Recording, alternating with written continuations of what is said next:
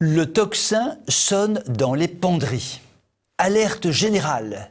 Une enquête vient de révéler que la dernière décennie a vu l'effondrement des ventes de costumes masculins. Entre 2011 et 2019, la vente annuelle des costumes masculins est passée de 3 300 000 à 1 400 000. Ça n'est pas une baisse, c'est une dégringolade, une Bérésina, un Waterloo. Le pauvre costume disparaît des garde-robes de nos compatriotes, tout comme sa compagne de toujours, j'ai nommé la cravate. Il paraîtrait qu'une cravate fait trop guindé, fait trop uniforme. Les féministes disent même que c'est un symbole phallique à abattre d'urgence. Comme dirait Brassens, on ne les reverra plus et c'est bien attristant. Oui, c'est vraiment bien triste, mais en tout cas, les brillants journalistes de TV Liberté, comme votre humble serviteur, apprécient d'arborer chaque jour devant vous cette tenue à la fois simple et de bon goût, mélange intemporel de chic et de sérieux, qui n'interdit pas un brin de facétie et d'humour, le tout couronné par une admirable cravate, symbole phallique s'il en est. J'en tremble rien qu'en le disant. Si nous nous habillons ainsi, c'est que nous vous respectons profondément, vous, les téléspectateurs de TV Liberté, et que notre habillement est une marque de ce respect, tout simplement. Revenons à l'effondrement des ventes de ce brave costume. Par quoi qu'on va le remplacer ?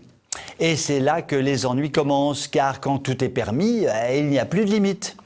On va commencer par larguer le costume pour une veste avec un simple pantalon. Mais c'est encore trop. Alors, on met une veste avec un jean. Mais c'est encore beaucoup trop. Alors, on largue la veste parce que c'est encore beaucoup trop. Et puis le jean, ça serre le haut des cuisses. Et puis les chaussures, ça fait mal aux pieds. Et puis quoi ?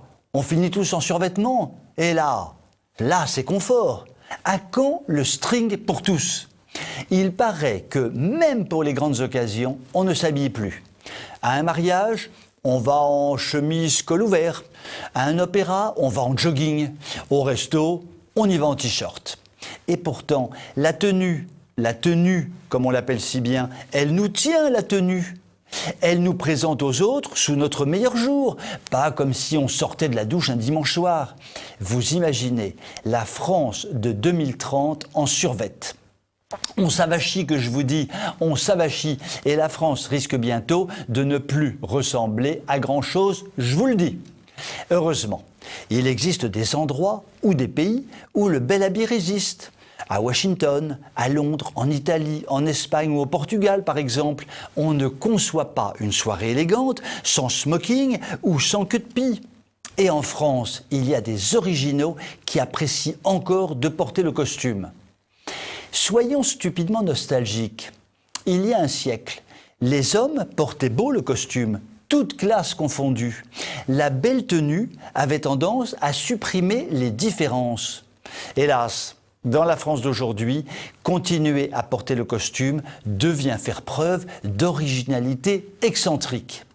Et dire que Fillon s'est fait tailler un short pour une sombre histoire de costume dont plus personne ne veut. Vous pouvez m'écrire si vous le voulez. À très bientôt.